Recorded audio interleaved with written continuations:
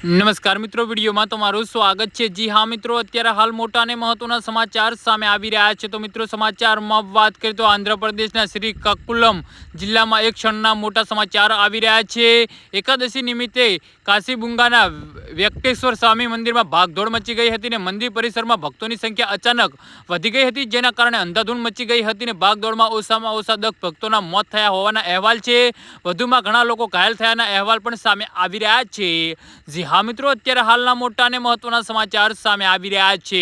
ઘાયલ અને મૃતકોની સંખ્યા અંગે સ્પષ્ટ માહિતી બહાર આવી નથી। ઘાયલોમાંથી કેટલાની હાલત ગંભીર છે, જેના કારણે મૃત્યુઆંક વધી શકે છે। હાલમાં એમ્બ્યુલન્સ પણ ઘટના સ્થળે પહોંચી ગઈ છે અને ઘાયલોને હોસ્પિટલમાં દાખલ કરવામાં આવ્યા છે। પોલીસ ટીમ પણ ઘટના સ્થળે પહોંચી ગઈ છે। રાહત અને બચાવ કાર્ય ચાલુ કરવામાં આવ્યું છે।